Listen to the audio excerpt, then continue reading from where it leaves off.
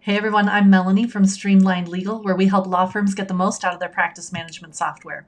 Tonight we are talking about document storage. And specifically, I'm looking at two products that I really like. One is Dropbox and the other is Microsoft OneDrive. Now, if you haven't seen the two of them next to each other, I'll show you in a few minutes here, but they're very similar.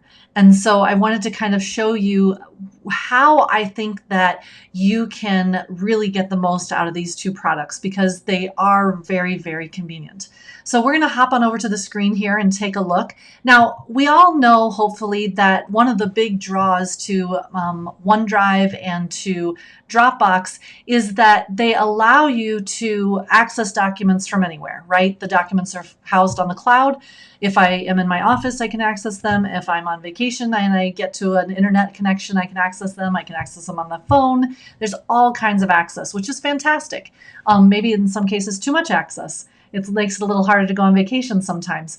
But what we really want to look at is the idea that when we're using these products, there are two main ways that we can access documents, and that is through from our computer, from the web browser. And you'll see here I've pulled up Dropbox on this web browser.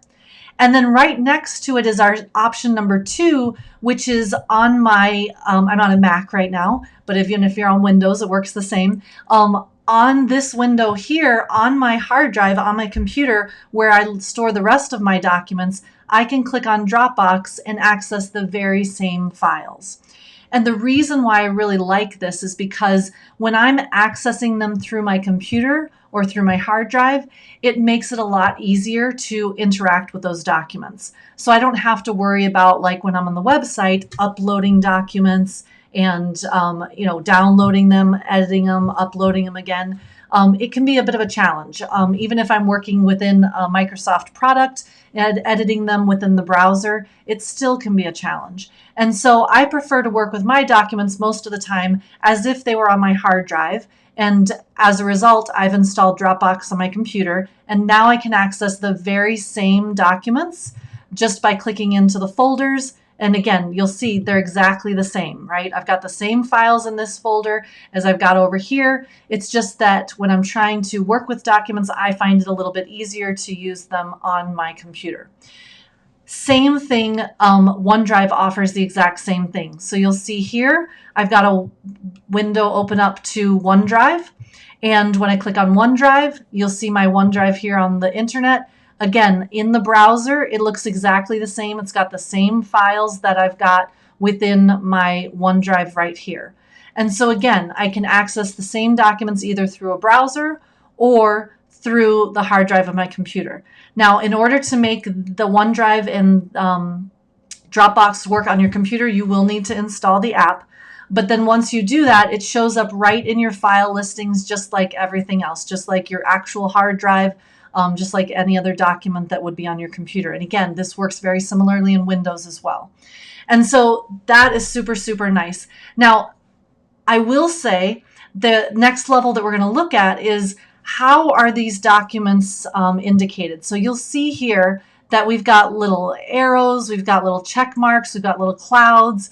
What do they all mean? Okay, and the interesting part is it's very similar on Dropbox, right? Sorry, this is Dropbox. Very similar on OneDrive. So on OneDrive, I've got little arrows right here, and I've got a similar kind of nomenclature. So what does it all mean? Well, as you can imagine, as your firm grows, as your business grows, you're going to get more and more documents. We do a lot of videos, especially with Zoom these days. I'm sure you do as well. We have a lot of video recordings, and we're housing a lot of different information there.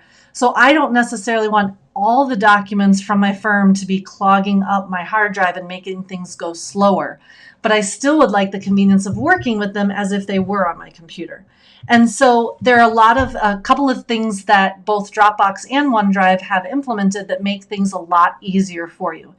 Now, if you're looking for these features in OneDrive, they are automatically applied. If you're looking for them in Dropbox, you'll have to click on an option within Dropbox called Smart Sync.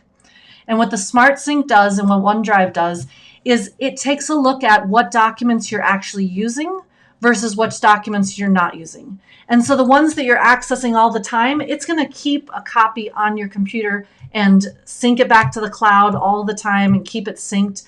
But it's also going to look at the documents you're not using or the files you're not using, and it's going to put the name on your computer, but it's not actually going to put the file there. And so when I go ahead and click on something, if it's not already on my computer, then it's going to have to download it from the cloud. Okay. It is a seamless download. I mean, it's super fast depending on your internet connection. And so that's something that I find very convenient. So let's take a look at these symbols and what they mean and how that all works.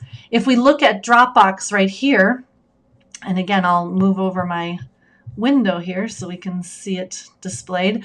So the Dropbox symbols, basically the green checked arrow, it's synced, right? It's ready to go. There's a copy on your computer.